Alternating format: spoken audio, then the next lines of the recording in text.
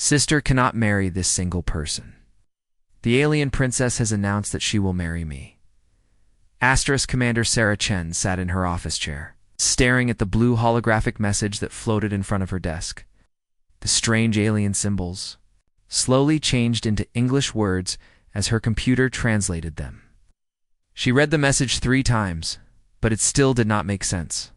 Princess Zarathal of the Zalithian Empire announces her sacred intention to marry Marcus Chen of Earth. The bonding ceremony will take place in 30 Earth days. All preparations must begin immediately.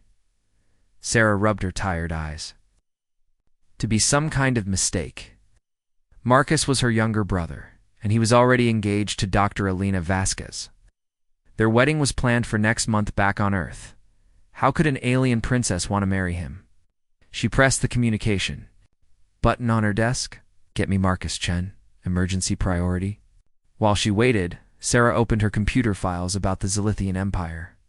The aliens were tall, with silver skin and large purple eyes. They controlled 3 star systems and had technology far beyond what humans possessed. More importantly, they had never lost a war. Every species that had made them angry had been completely destroyed. The Zalithians were known for their strict traditions about marriage. When someone from their royal family announced they wanted to marry someone, it was considered sacred law. No one could argue with it. No one could change it. If the other person refused, it was seen as an insult to their gods. And insulting? The Zalithian gods meant war. Sarah found records of 12 different alien species that had faced similar problems with the Zalithians. 7 of them had forced their people to break their original relationships and marry the Zalithian royalty. The other 5 had refused. All 5 of those species were now extinct. The door to her office opened, and Marcus walked in. He looked confused and worried. At 28 years old, he was 3 years younger than Sarah. He had messy brown hair and kind green eyes. He worked as a xenobiologist studying alien plants and animals. "Sarah, what's wrong?" Marcus asked, as he sat down across from her desk. "Your message said it was an emergency." Sarah turned the holographic message toward him. "Read this, Marcus." Read the message slowly. His face went pale. This ... This can't be real. I never even spoke to the princess directly. I was just studying plants on their planet. "Tell me exactly what happened during your mission to Zalithia," Sarah said. She pulled out a recording device and placed it on the desk between them. Marcus took a deep breath. It was supposed to be a simple research mission. "I was part of a team studying their ecosystem. The Zalithians have these amazing crystalline flowers that grow near their temples. They're unlike anything we've ever seen on Earth." "Go on," Sarah urged. "On the 3rd day, I was working near the Temple of Growing Light. I was taking samples and making notes when I saw someone in trouble. There was a young Zalithian woman trying to reach some flowers that were growing high up on a cliff. She was struggling, and it looked dangerous." Sarah leaned forward. "What did you do?" "I helped." "Her? Of course." "I used my climbing equipment to reach the flowers and brought them down to her. She seemed very grateful." "We spent the rest of the day cataloging different plant species together. She knew so much about their local ecosystem. It was fascinating." "Did you know who she was?" Marcus shook his head. "Not at first. She was wearing simple clothes, and she spoke perfect English. She said her name was Zara. I thought she was just another researcher like me. We worked together for several days, actually. She showed me parts of their world that weren't on any of our maps." Sarah felt a cold feeling in her stomach. "When did you find out she was the princess?" "Only on the last day of my mission. She came to say goodbye, and suddenly there were guards everywhere. They were all bowing to her. That's when I realized who she really was. But by then, it was too late to act differently. I just treated her the same way I had been treating her all week, with respect and friendship." "Did anything happen between you two? Anything that might have been misunderstood?" Marcus looked confused. "Like what?" "We just talked about plants and science. She was interested in my research methods. I was amazed by her knowledge of their ecosystem. We exchanged some of our scientific techniques, that's all." Sarah pulled up more files on her computer. According to these records, The Zilithians have very specific rituals around their sacred gardens. Some actions that seem normal to us might have special meaning to them. What kind of special meaning? I'm not sure yet. But Marcus, you need to understand how serious this is. Alina's going to be devastated. And if we refuse the princess's marriage announcement, it could mean war with the Zilithians. They have the power to destroy Earth. Hey. Marcus stood up quickly. Alina, I have to tell her about this. She's probably making final preparations for our wedding right now, Sarah said. Before you talk to Alina, I need to understand more about what happened. Did you participate in any ceremonies while you were there? Did you touch any special objects or eat any ritual foods? Marcus thought for a moment. There was one thing. On our last day working together, Zara took me to a special garden. She said it was where her ancestors were buried. She picked some flowers and asked me to help her arrange them on different graves. She said it was a way of honoring the dead. Sarah's computer made a soft beeping sound. New information had arrived from the Zilithian cultural database.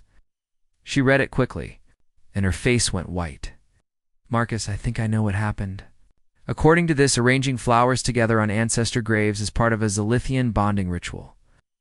It's considered a promise to care for each other's families, both living and dead. But I didn't know that. I was just being respectful. It doesn't matter what you intended. To them, you participated in a sacred ritual with their princess. In their culture, that's the same as a marriage proposal. Yeah. Marcus sat down heavily. What are we going to do? Sarah looked at the holographic message still floating above her desk. But I have 30 days to figure out how. To save your relationship with Alina, prevent a war with the Zilithians, and somehow make everyone happy. Is that even possible? Sarah smiled grimly. Probably not. But humans have a talent for doing impossible things. We just need to think of something that no other species has ever tried before. Outside her office window, Sarah could see Earth's blue oceans and white clouds. Somewhere down there, Alina was probably picking out flowers for her wedding bouquet. And somewhere in the Zilithian Empire, a princess was preparing for a ceremony that could change the fate of two worlds. The clock on Sarah's desk showed 29 days, 23 hours, and 42 minutes until the deadline. Time was running out, and she had no idea how to solve the most complicated diplomatic crisis in human history. Sarah watched her brother pace back and forth across her office floor. Marcus had been walking in circles for 20 minutes, running his hands through his hair and muttering to himself. She knew he was trying to process everything that had happened. I need to call Alina, Marcus said suddenly, stopping in front of Sarah's desk. She deserves to know what's happening. Wait, Sarah said, holding up her hand. Before you talk to Alina, I need to understand more about your time with Princess Zarathel. Every detail could be important. Marcus sat down again, looking exhausted. What else do you want to know? Sarah pulled up a new file on her computer. Tell me about the conversations you had with her. What did you talk about? Mostly science? Marcus said. She was incredibly knowledgeable about their ecosystem. She knew the scientific names of plants that Earth scientists haven't even discovered yet. She understood complex biological processes that would take me hours to explain to other humans. What else? She asked me a lot of questions about Earth. She wanted to know about our oceans, our forests, our animals. She seemed especially interested in how humans take care of their environment. Marcus paused. Actually, she seemed sad when I told her about some of the environmental problems we've had. Sarah made notes on her computer. Did she tell you anything about herself? She said she was responsible for protecting the sacred gardens of her people. She called herself a guardian of growing things. She said it was her duty to make sure the plants and animals on Zilithia stayed healthy and safe. That's interesting. According to my files, the Zilithian royal family has specific roles.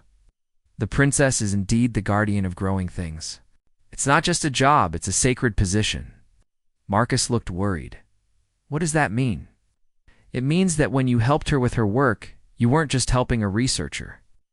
You were helping someone perform her religious duties.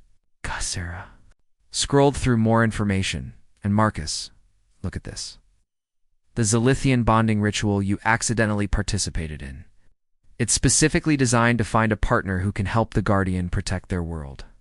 But I'm not even from their world. It might be exactly why she chose you. Think about it. You're a xenobiologist who studies alien life with respect and care. You helped her reach dangerous places to collect samples. You treated their sacred gardens with reverence. And you did it all without expecting anything in return. Marcus buried his face in his hands. This is a nightmare. Alina is going to hate me. Alina is going to understand, Sarah said gently. She knows you better than anyone. She knows you didn't do this on purpose. The communication system on Sarah's desk chimed. Commander Chen, you have an incoming message from Earth. Sarah's heart sank. Accept the message. Elena's face appeared on the holographic display. She looked excited and happy, holding up fabric samples. Sarah, I'm so glad I caught you. I wanted to show you the final choices for the wedding decorations. Marcus hasn't been answering his communicator, so I thought I'd ask you what you think. Sarah looked at Marcus, who had gone completely pale. She made a quick decision. Lena, Marcus is here with me. There's something we need to tell you. It's important. Elena's smile faded. What's wrong?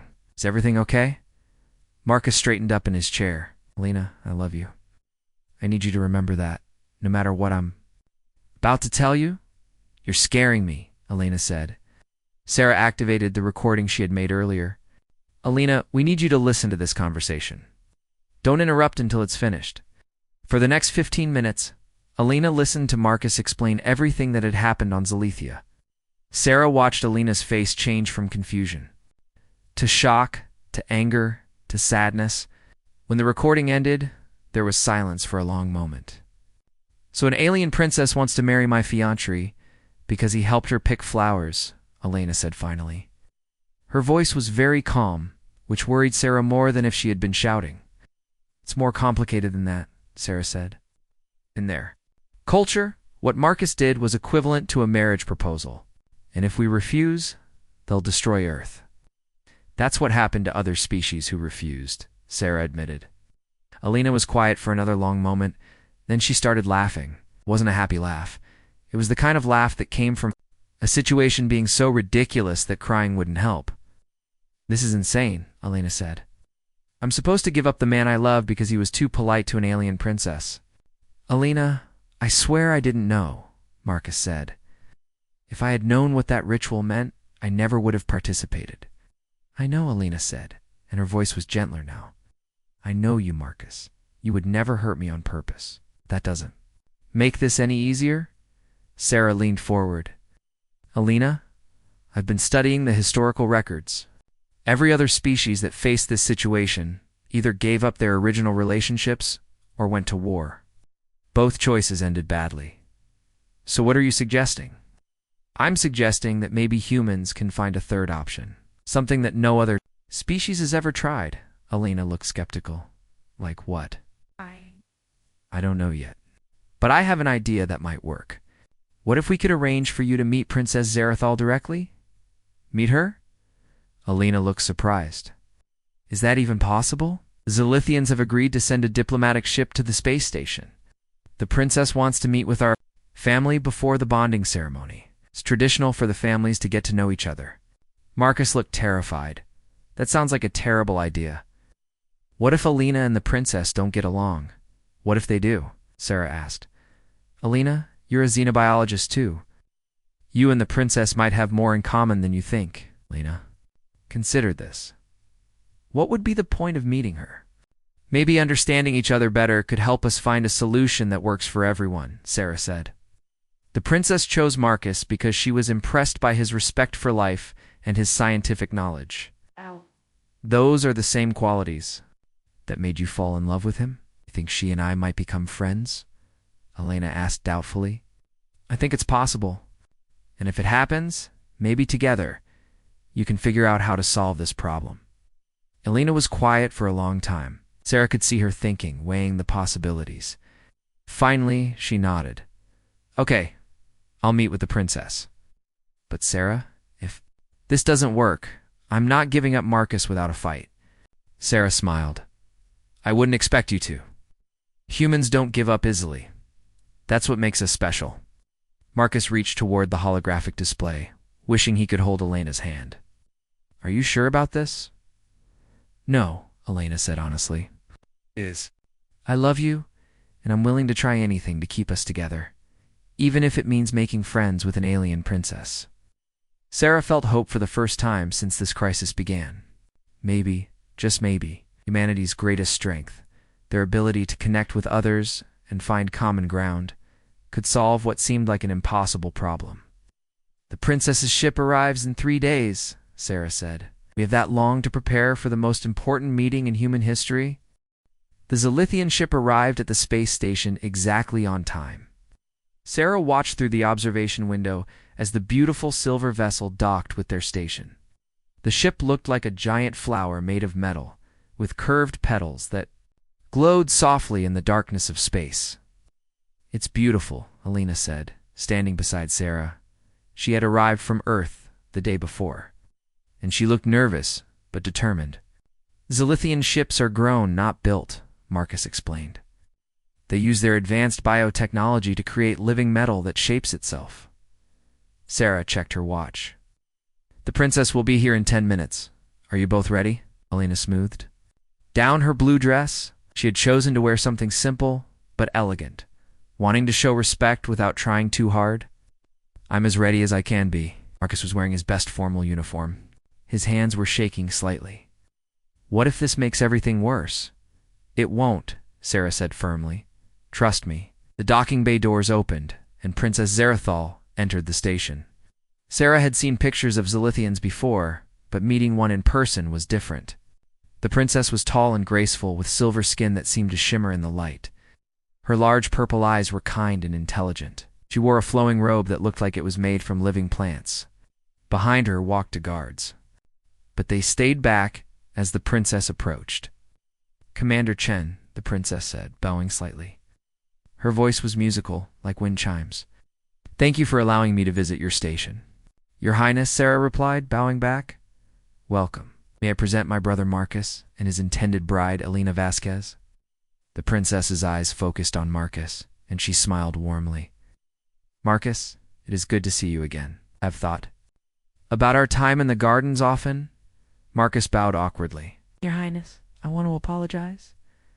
"I didn't realize that helping you with the flowers was part of a sacred ritual." "There is no need to apologize," the princess said. "Your actions came from a pure heart. That is why they were so meaningful." Then she turned to Elena. "And you must be Elena. I have heard much about you from the reports of your research. Your work with Earth's ocean ecosystems is very impressive." Elena looked surprised. "You know about my work?" "Of course. When someone performs a bonding ritual with a member of our royal family, we learn everything about their life, including the people they love." The princess's expression became serious. "I understand that my announcement has caused you pain. It was not my intention." "Then why did you make it?" Elena asked directly. Sarah held her breath. This was the moment that would determine everything. The princess considered the question carefully. "May I show you something?" She reached into her robe and pulled out a small device. When she activated it, a holographic image appeared in the air between them. It showed a dying garden with withered plants and gray soil. "This is what my world looked like 50 years ago," the princess said sadly. "My people had forgotten how to care for the land. We had become so focused on technology that we stopped listening to the natural world." She touched the device again, and the image changed. Now it showed beautiful gardens with healthy plants and clear water. "This is my world now. We learned to heal the land, but it took many years of hard work. The knowledge of how to care for growing things became sacred to us." "What does this have to do with Marcus?" Elena asked. The princess smiled. "In 1 week, Marcus taught me more about plant care than I had learned in years of study. But more importantly, he showed me something I had never seen before." "What?" "He cared for plants that were not his own, on a world that was not his home, with no expectation of reward. He helped me reach dangerous places to collect samples, not because he had to, but because he saw that it was important to me." Elena looked at Marcus, and Sarah could see understanding beginning to dawn on her face. Most species we have met see our world as something to be used, the princess continued. They want our technology, our resources, our knowledge. But Marcus saw our world as something to be protected and respected.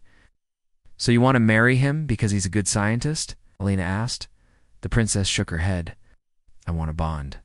With him because he has the heart of a true guardian? In our culture, the bonding ritual is not just about love between two people. It is about finding someone who can help protect all life. Sarah stepped forward. Your Highness, may I ask you? Something, of course. What if there was a way to honor your bonding ritual without Marcus having to end his relationship with Alina? The princess looked confused. I do not understand. In human culture, we have many different types of relationships. We have romantic love like Marcus and Alina share. But we also have family love, friendship, and partnerships based on shared goals. Go on, the princess said, looking interested.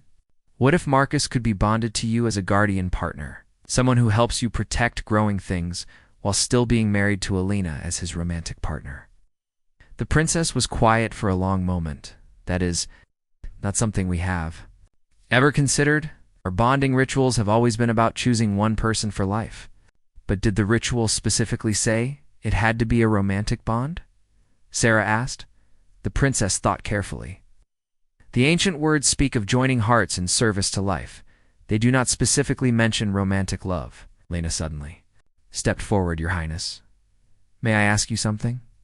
Yes, if Marcus helps you as a guardian, what would that involve? He would work with me to protect the sacred gardens. He would help me develop new ways to care for plant life. He would be my partner in ensuring that all growing things are safe and healthy. Alina looked at Marcus, then back at the princess. That sounds like the kind of work Marcus loves most in the world. It is, Marcus said quietly. Your Highness, when I was working with you in the gardens, I felt like I was doing the most important work of my life. Alina smiled, and Sarah felt amazed by her strength. What if we could find a way for Marcus to do that work while still being my husband? The princess looked fascinated. You would. Share him, not share, Alina corrected. Partner with. You would both be important to Marcus, but in different ways. You would be his guardian partner, helping him protect life throughout the galaxy. I would be his wife, sharing his personal life and dreams. And what would you gain from this arrangement? The princess asked. Elena's smile grew wider. Gain the knowledge that the man I love is doing work that makes him truly happy. And I would gain a new friend who shares my passion for protecting life. The princess stared at Alina for a long moment. You would ... be my friend. I would like that very much, Alina said. We have a lot in common. We both love Marcus, both care about protecting the environment. And we both want to see him happy. Sarah felt excitement building in her chest. This was working. This was actually working. Your Highness, Sarah said, would your people accept this kind of arrangement? I do not know. It has never been tried before? The princess paused. But my people respect innovation, especially when it serves the greater good. If this arrangement would allow Marcus to serve as a guardian while also honoring his existing commitments, it would, Alina said firmly. And it would show both our peoples that cooperation is possible. We can find new ways to honor old traditions. The princess nodded slowly. This is a very human solution. Creative and unexpected. Is that good or bad? Marcus asked nervously. The princess smiled. It is exactly what we need. Very well. I will present this proposal to the Council of Elders. But I warn you, they will not accept it easily. Sarah grinned. Your Highness, you're about to learn something important about humans. We don't give up easily when we believe in something. The next 3 weeks were the busiest of Sarah's life. Princess Zarathal had returned to Zalithia to present their proposal to the Council of Elders, while Sarah, Marcus, and Alina worked day and night to prepare for what they were calling the Trinity Bond ceremony. Are you sure about this? Marcus asked for the 100th time as he practiced the Zalithian ceremonial movements. He was in the station's main hall, which had been transformed into a beautiful garden with plants from both Earth and Zalithia. I'm sure, Alina said, adjusting the flowers in her hair. She was wearing a combination of a traditional Earth wedding dress and Zalithian ceremonial robes. This is the right thing to do. Sarah watched them from across the room while she coordinated. With the security team, ceremony would be broadcast live to both Earth and Zalithia, and representatives from dozens of other alien species were coming to witness this historic event. Commander Chen, her assistant, called out, "Princess, Zarathal is requesting a private communication." Sarah walked to her office and activated the holographic display. The princess appeared, looking worried. "Sarah, I bring news from the Council of Elders. They have agreed to allow the Trinity Bond ceremony to proceed, but there are conditions." "What kind of conditions?" "They want Marcus to prove his worthiness as a guardian through 3 traditional trials. If he fails any of them, the ceremony cannot continue." Sarah felt her heart sink. What are the trials? But a trial of understanding, where he must demonstrate deep knowledge of plant life. The trial of courage, where he must face danger too, protect growing things. And the trial of sacrifice, where he must prove he will put the needs of all life above his own desires. When do these trials take place? Tomorrow, the day before the ceremony. Sarah closed her eyes. Princess Marcus is a good scientist, but he's not a warrior. What if he can't complete the trials? Then the traditional bonding must proceed as originally announced, or there will be war. After the princess disconnected, Sarah called Marcus and Alina to her office. When she explained the situation, Marcus went pale. "I can't do this," he said. "I'm not brave enough for trials of courage." "Yes, you are," Alina said firmly. "Marcus, you climbed a dangerous cliff to help the princess collect flowers. You traveled to an alien world to study unknown plants. You've been brave your whole life. But what if I fail? Then we'll deal with that when it happens," Sarah said. "But Marcus, you have something that no other species has ever brought to these trials." "What?" "You have 2 people who love you and believe in you. Alina and I will be there to support you. I have a feeling the princess will be on your side too." The next day, Marcus stood in the sacred garden aboard the Zalithian ship. Council of Elders sat in a circle around him, their purple eyes watching his every move. Princess Zerotho stood with them, looking nervous but hopeful. "The first trial begins," announced Elder Vorth, the oldest member of the council. "Marcus Chen of Earth, demonstrate your understanding of life." Withered plant was placed in front of Marcus. Its leaves were brown, and its stems were drooping. The plant looked like it was dying. Marcus knelt beside the plant and carefully examined it. He touched the soil, smelled the air around it, and looked at the pattern of the dying leaves. After several minutes, he stood up. "This plant is not dying from disease or old age," he said. "It's dying from loneliness." The elders looked surprised. "Explain," Elder Vorth said. "This is a social plant. In its natural environment, it grows. In groups, the roots of different plants connect underground and share nutrients. When a plant like this is separated from its community, it slowly dies, no matter how much water and sunlight it receives." Marcus turned to face the council. "The solution is not to give it more care. The solution is to reunite it with its kind." Elder Vorth nodded slowly. "You have passed the trial of understanding." For the second trial, Marcus was led to a chamber where a small fire was burning near a collection of rare seedlings. The fire was slowly spreading toward the plants. "The fire will reach the seedlings in 5 minutes," Elder Vorth announced. "You may save yourself, or you may try to save the plants. But you cannot do both safely." Marcus didn't hesitate. Grabbed a water container and began fighting the fire. The flames were hot and smoke filled the chamber. His hands got burned as he moved the seedlings to safety, one by one. But he didn't stop until every plant was rescued. When the fire was finally out, Marcus collapsed to his knees, coughing from the smoke. His hands were red and blistered, but all the seedlings were safe. "You have passed the trial of courage," Elder Vorth said, and there was respect in his voice. The third trial was the most difficult. Marcus was brought to a room where Alina and Princess Zarathol were both standing. Between them was a single seed. "This is the last seed of a plant that is extinct everywhere else in the galaxy," Elder Vorth explained. "It will grow into a tree that can purify the air of an entire planet. But it can only be planted in one location. You must choose, will you plant it on Earth to help your own people, or on Zalethia to help the princess's people? Marcus looked at Alina, then at the princess. Both women nodded encouragingly, telling him to make whatever choice he felt was right. Marcus picked up the seed and held it carefully in his burned hands. Then he did something that surprised everyone. He broke the seed in half. The council gasped. Elder Vorth stood up angrily. You have destroyed the last seed. You have failed the trial. No, Marcus said quietly. I have passed it. He held up the two halves of the seed. This plant reproduces through division. When you break the seed correctly, each half will grow into a full tree. Now we have two seeds instead of one. He handed one half to Alina and one half to Princess Zarathal, one for Earth and one for Zalethia. The trial asked me to choose between helping my people or helping the princess's people. But the real sacrifice was giving up the safety of keeping the seed whole. By taking that risk, I can help both worlds. The council was silent for a long moment. Then Elder Vorth began to smile. You have passed the trial of sacrifice, he said. More than that, you have shown us something we had never considered.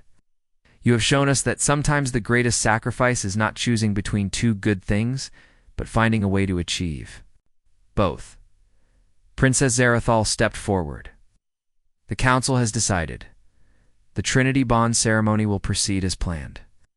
But as they left the trial chamber, Sarah received an urgent message on her communicator.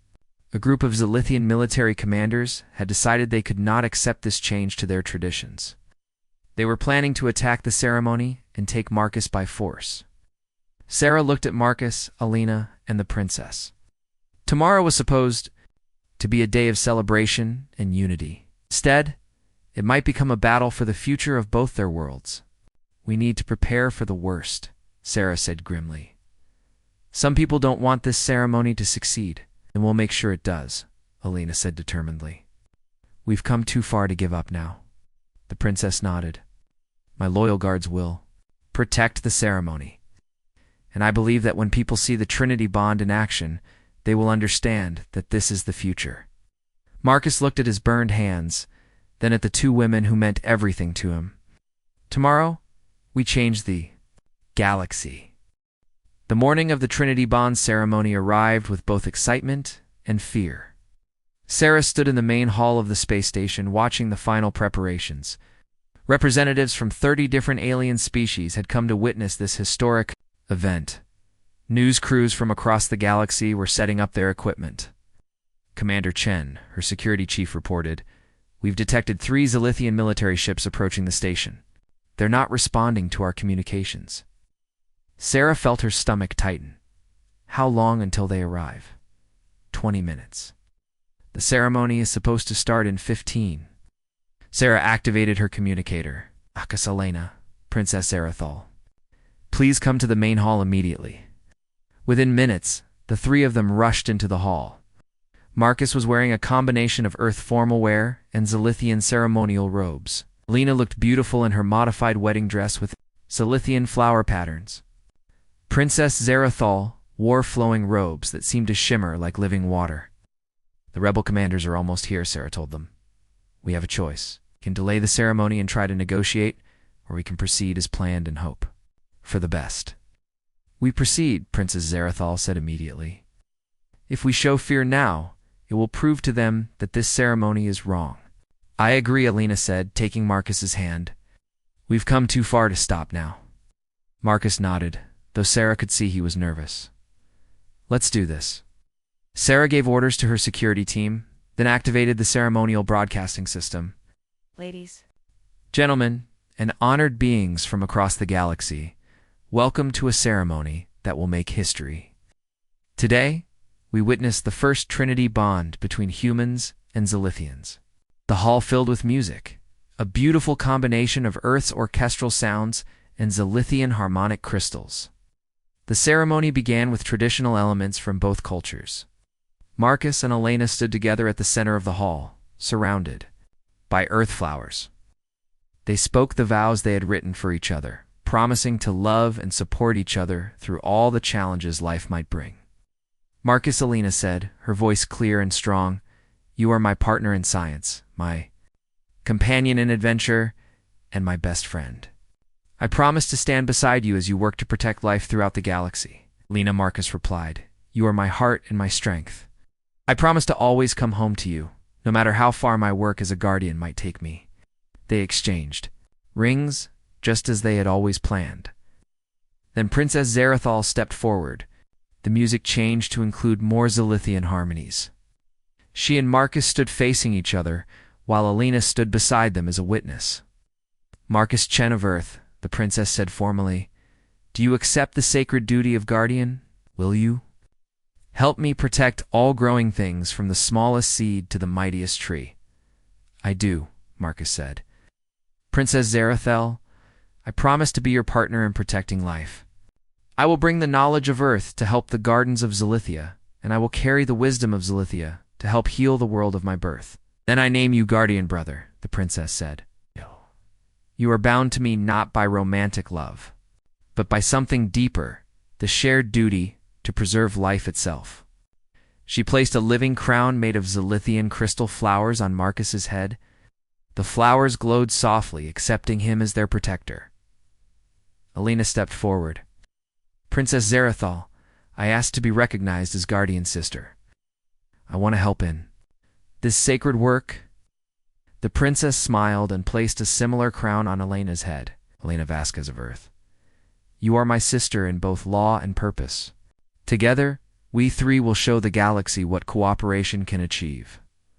The hall erupted in cheers from the watching crowd. But the celebration was interrupted by the sound of alarms. Zilithian ships are docking, Sarah announced. Wow, security. Teams, defensive positions. The main doors to the hall burst open. Commander Vex, leader of the rebel Zilithian military forces, marched in with 20 armed soldiers. The crowd of alien dignitaries moved back nervously. This ceremony is illegal, Commander Vex shouted. His voice echoed through the hall. Princess, you have contaminated our sacred traditions with alien ideas. I am here to arrest Marcus Chen and return you to Zilithia for proper judgment. Princess Zarathal stepped protectively in front of Marcus and Alina. Commander Vex, you have no authority here. The Council of Elders has approved this ceremony. The Council of Elders has been corrupted by human influence, Dex replied. I serve the pure traditions of our ancestors. Sarah moved to stand beside the princess. Commander, you are on a neutral space station. Your weapons are not welcome. Here. I do not recognize human authority, Dex said, raising his energy weapon. That's when something unexpected happened. Elder Vorth, the oldest member of the Zilithian Council, stepped out from the crowd of witnesses. Commander Vex, the elder said in a voice that carried absolute authority, you will lower your weapon immediately. Dex looked shocked. Elder. Vorth, why are you here? I am here because I wanted to witness this ceremony myself. And what I have seen today fills me with pride. The elder walked slowly to the center of the hall, his ancient robes trailing behind him.